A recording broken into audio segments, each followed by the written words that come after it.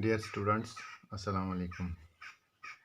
जैसा कि हमने पहले लेक्चर में मैग्नेटिक फ्लक्स को पढ़ा। Magnetic flux means total number of lines, magnetic lines passing through a surface which is held normal to the magnetic field.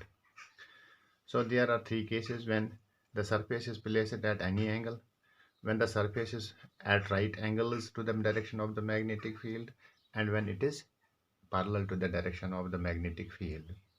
So in first case, phi is equal to BA cos theta, which is equal to B dot A. In second case, phi is equal to BA as cos of 0 degree is equal to 1, since normal to the surface and the direction of the magnetic field is parallel. Theta is equal to 0, so magnetic flux is equal to BA, and this is known as maximum flux. So maximum flux is associated with the surface when it is held normal to the direction of the magnetic field. But when the surface is parallel to the direction of the magnetic field, then normal to the surface and the direction of magnetic field, the angle between them is 90 degree. So cos 90 is equal to 0, so phi is equal to 0. That means no flux is associated with the surface when it is placed parallel to the direction of the magnetic field. Now, this was the case when magnetic field is uniform.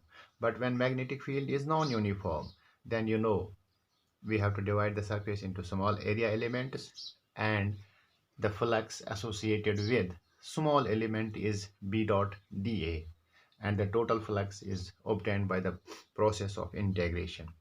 So unit of the magnetic flux is Weber, and which is equal to Tesla meter square. CGS unit is equal to Maxwell, and 1 Maxwell is equal to 10 raised to power minus 8 Weber.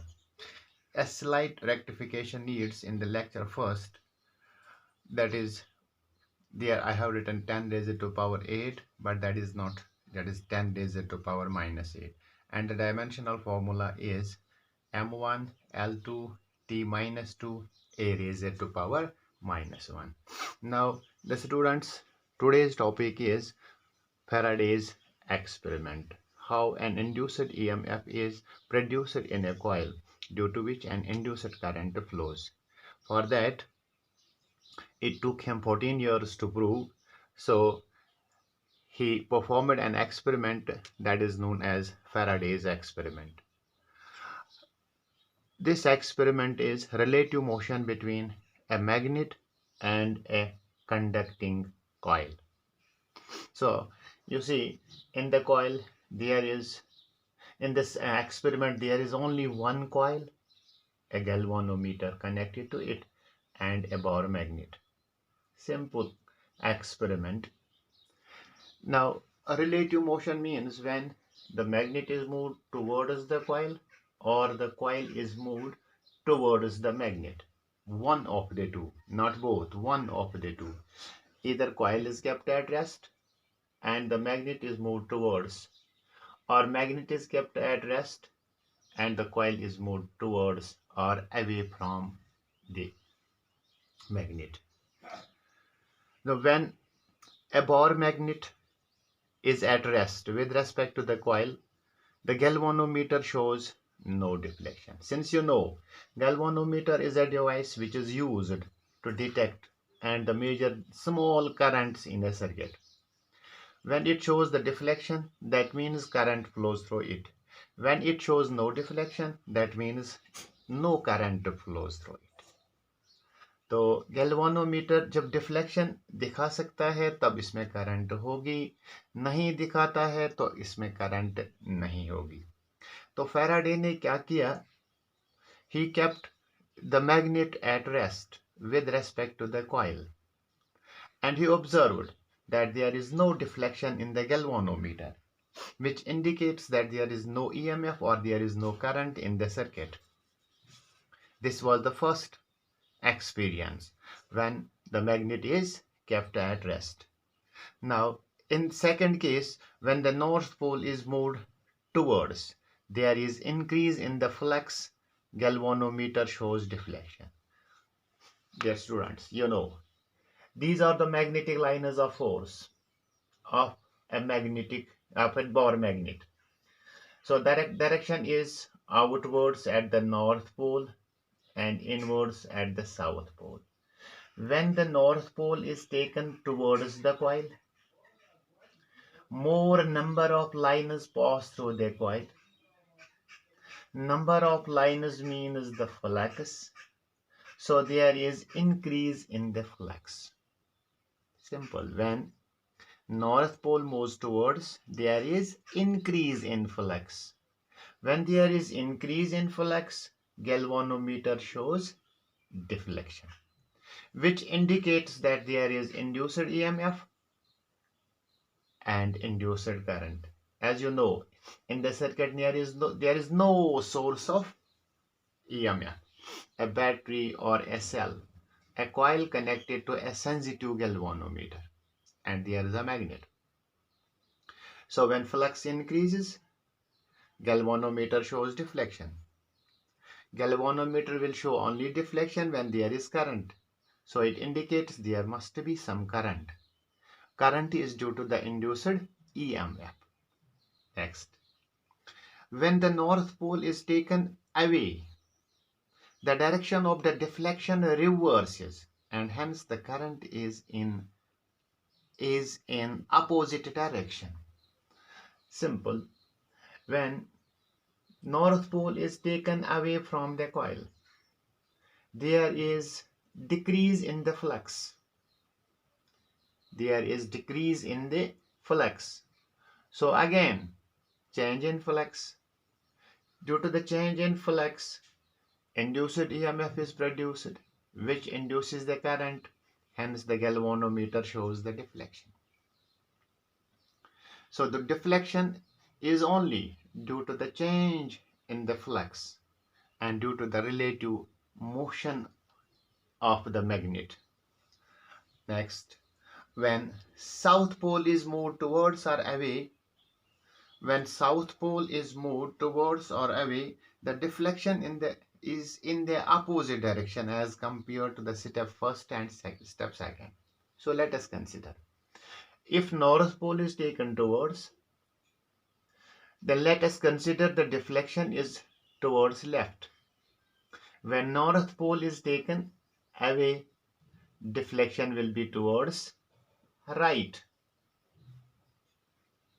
But if South Pole is taken towards, then the deflection will be towards right. And when South Pole is taken away, the deflection will be towards left. That means when South Pole is moved towards or away, the deflection is in opposite direction as compared to the step first and step second. So basic is, when there is a change in flux associated with the coil, an induced EMF is produced, due to which an induced current flows. Now, next observation, deflection is large when the magnet is moved faster towards or away from the coil. Simple. When a bar magnet is moved towards the coil or away from the coil slowly, the deflection is small. But when it's moved towards or away quickly, deflection is large. That means in first case, if slowly, flux changes in large time. But when quickly, there is a change in flux in the small time. So it depends upon the rate of change of flux also. Rate of change of flux also. So the Faraday concluded, first, when there is relative motion, there is EMF, there is current. So when magnet is kept to rest, there is no deflection, no induced EMF, no current. But when it is moved with respect to the coil, then there is induced EMF and then there is current. And this EMF or current is large when the motion is large. By large motion we mean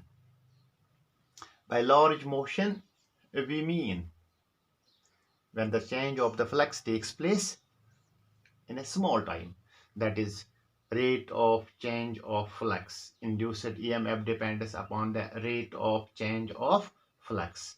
So EMF or current is large when the motion is large. Induced EMF lost so long as there is a relative motion. तो ये induced EMF सिर्फ तब तक होता है जब तक ये यहाँ पे relative motion होगा.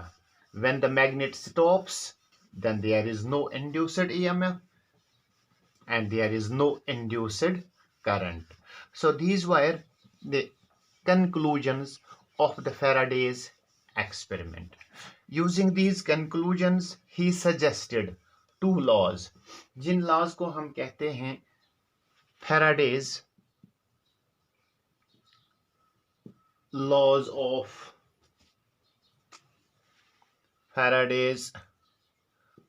of EMI, electromagnetic induction. First law is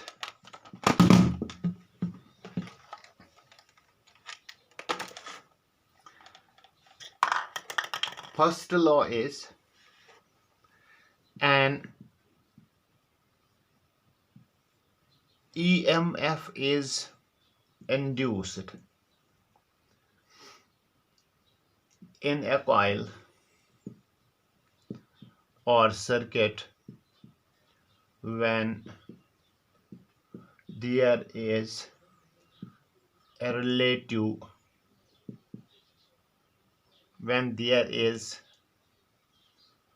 a change in magnetic flux and lasts so long as there is a relative motion.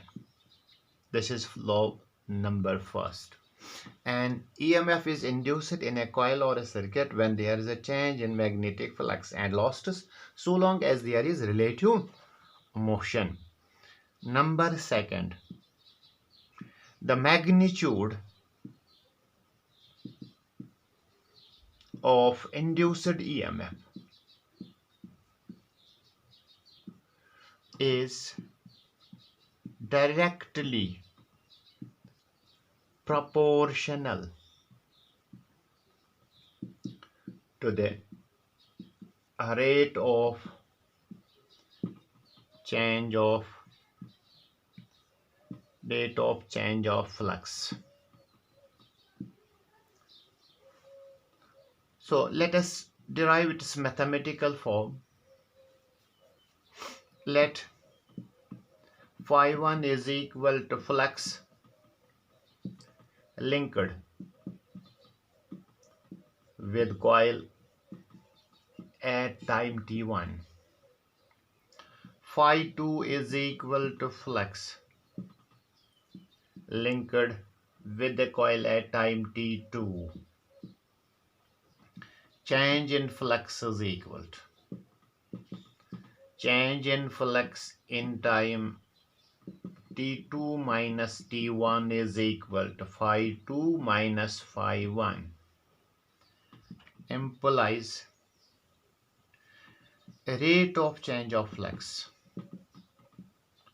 Rate of change of flux is equal to phi2 minus phi1 upon t2 minus t1.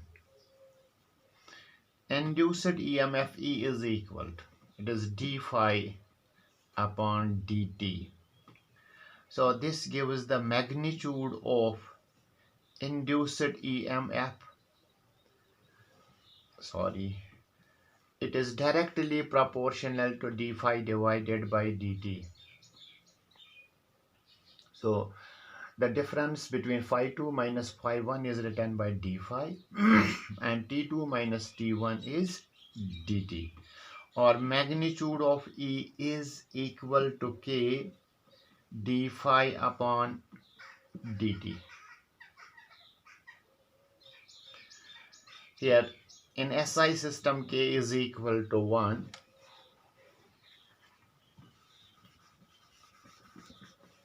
Therefore, we can write here magnitude of induced EMF is equal to d phi upon dt.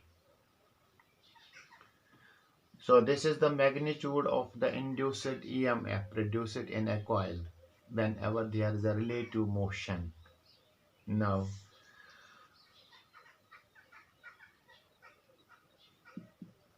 the polarity of the induced EMF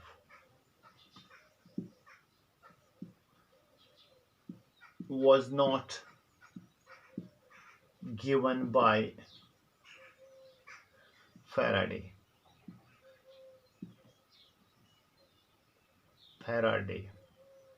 So the polarity was explained. Polarity was explained by Lenz in the form of a law